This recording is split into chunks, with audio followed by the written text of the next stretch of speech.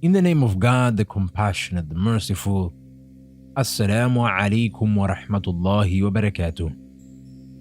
This is Amini Swedi, and you're listening to the Murid Talks podcast.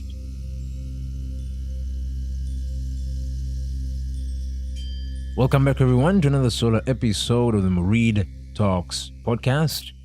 In continuation to our series on the prophets, today we'll be exploring the prophethood of Noah and how his prophethood is connected to the concept of divine renewal. But we'll also be exploring other themes that lead up to this idea of divine renewal, themes that are connected in one way or another to the prophethood of Noah as presented in the Holy Qur'an. To guide us in this exploration, we'll be referring back to the Holy Qur'an, chapter 11, verses 25 to 49. And due to the length of the verses, I won't be quoting them directly, but referring to them once we touch upon each theme that appears within these verses. The first thing that is presented in these verses is the theme of Noah's mission. What was the primary focus of Noah? And we see that, similar to all other prophets, Noah came to his people to preach about the one and true divine reality. God says, "And we had certainly sent Noah to his people, saying, Indeed, I am to you a clear warner, that you not worship except Allah, the one and true divine reality. Indeed, I fear for you the punishment for a painful day." And so there are consequences to not believing in the one and true divine reality. And Noah came to preach this to his people. But in doing so, how does Noah present himself? And we see Noah presenting himself as the perfect, egoless servant. And where do we see this? We see this in the 31st verse by Noah saying, "And I do not tell you that I have the depositories of Allah, or that I know the unseen, nor do I tell you that I am an angel, nor do I say of those upon whom your eyes look down that Allah will never grant them any good. Allah is most knowing of what is within their souls. Indeed, I will then be among the wrongdoers." So Noah claims no power or knowledge of the unseen. But what is interesting is that he receives knowledge of the unseen. The fact that he is a prophet, that he is a messenger, is a testament to his receiving knowledge of the unseen. But he does not attribute this knowledge to himself, but to God. And this is the first essential of gnosis. To be a Gnostic, one has to be empty so as to receive.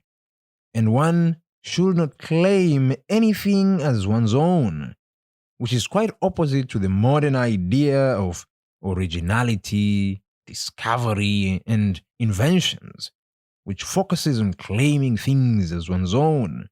This idea of patents, which leads to succumbing to individuality and the individual domain. So, what other theme can we extract from these verses? We see a struggle between the protagonistic good forces, as represented by Noah and his people, and the antagonistic evil forces that are represented by the eminent ones among the disbelievers.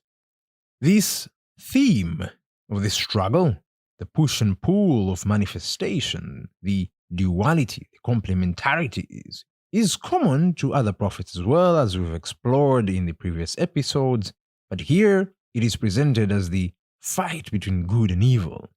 And this appears within ourselves as well. Our lower kernel soul debases the intuitive intellect, seeing in it lowliness because of its humbleness in receiving divine light, whilst in reality, the kernel soul is the lower one.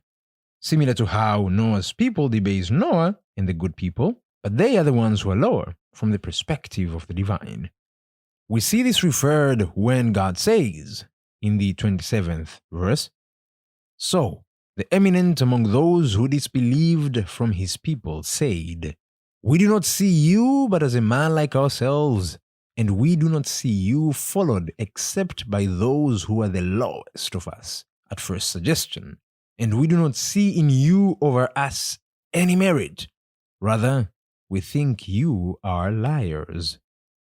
And so we see this idea of the eminent among the disbelievers debasing Noah and the good people, attributing them to the lowest of the low.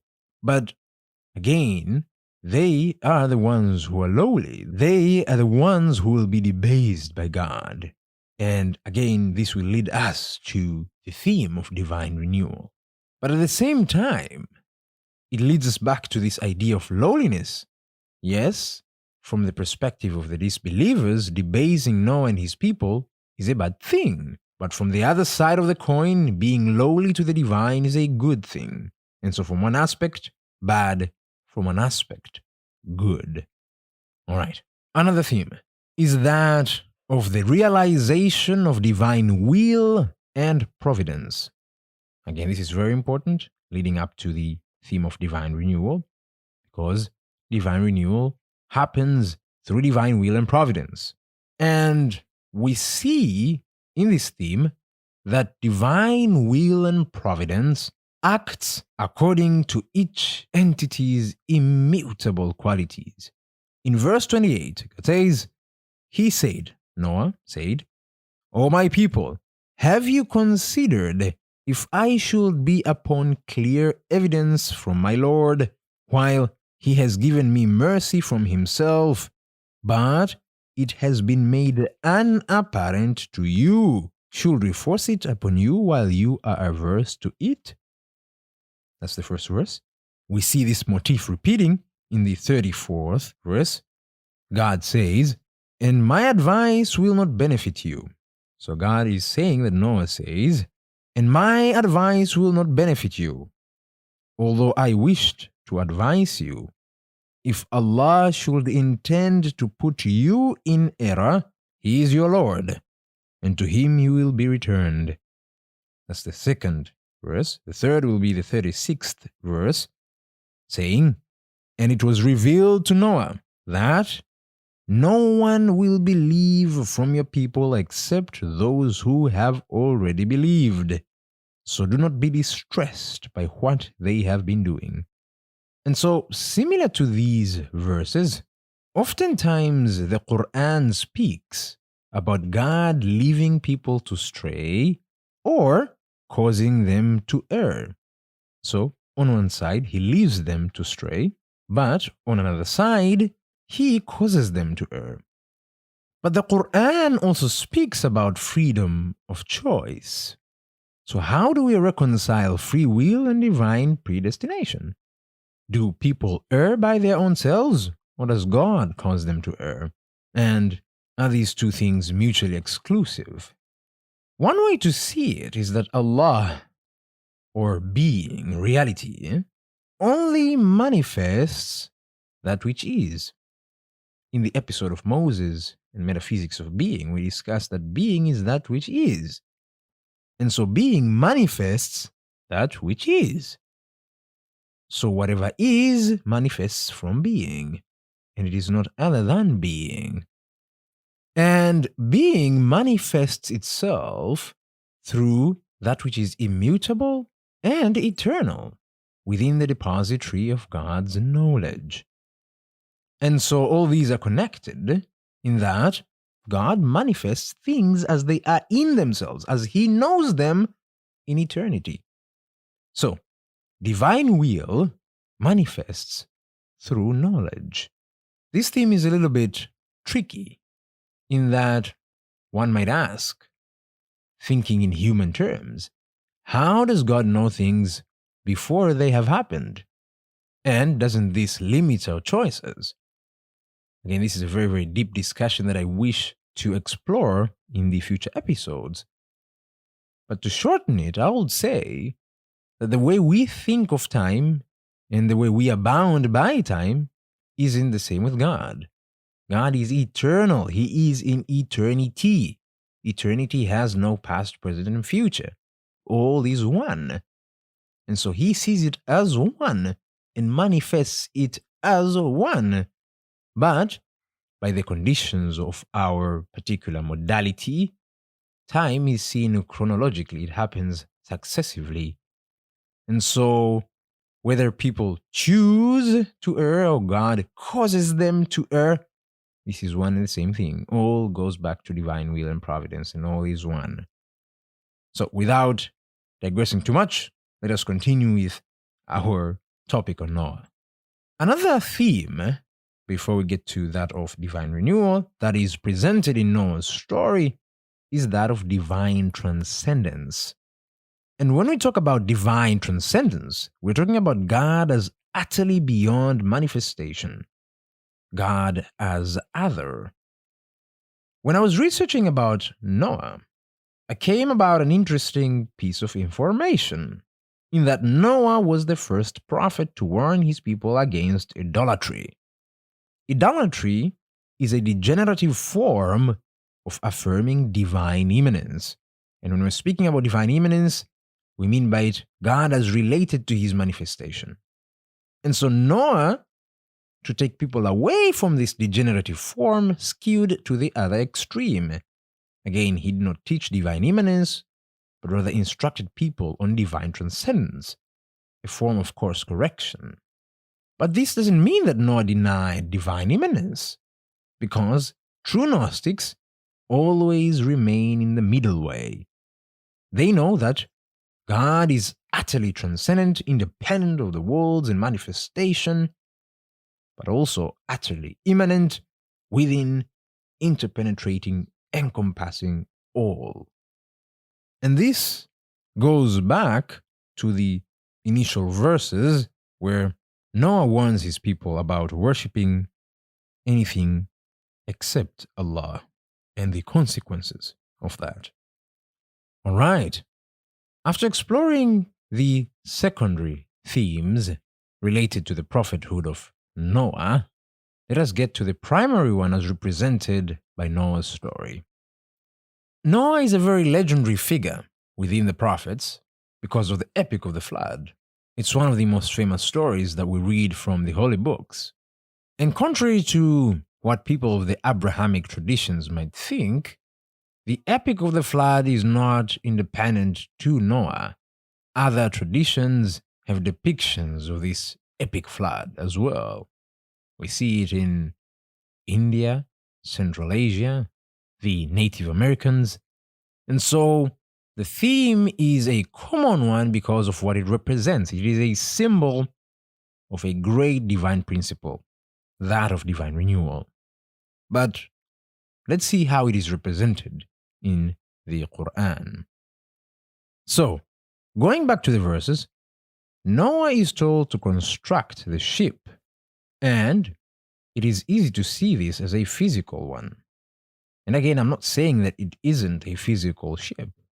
I don't know. I can prove it. But as we discussed in the previous episodes, these events, these legends, epics, myths, are only significant in as much as they represent and symbolize the first principles, as much as they lead us back to metaphysics. So, whether or not Noah actually had a physical ship built is really not significant to us.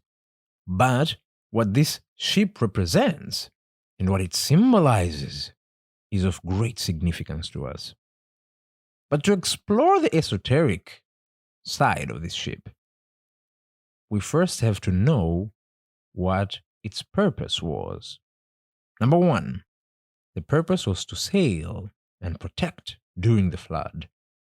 Number two, to preserve the good as represented by Noah's believers. Number three, to preserve future possibilities by loading upon it each creature in pairs. And through this ship, we can see a symbol of divine preservation, and through it, divine renewal. God floods earth destroying the evil ones, washing away the bad, including Noah's own son. And speaking of Noah's son, who Noah asks the Lord to save, and is refused due to his wickedness, it could be seen as a symbol of that lower kernel self, the ego, that we wish to preserve in our journey to the new world. But God tells us that it too must be washed away. It too must perish to enter the new world, purified. And we see this present in verses 42 to 43 and 45 to 47. God says, "And it sailed with them through waves like mountains. And Noah called to his son who was apart from them, 'O my son, come aboard with us and be not with the disbelievers.' But he said, the son said, 'I will take refuge on a mountain to protect me from the water.' Noah said, 'There is no protector today from the decree of Allah, except from whom he gives mercy.' And the waves came between them, and he was among the drowned." And from verses 45 to 47, God says, "And Noah called to his Lord and said, 'My Lord, indeed my son is of my family. And indeed your promise is true, and you are the most just of judges.' He said, God said, 'O Noah, indeed he is not of your family.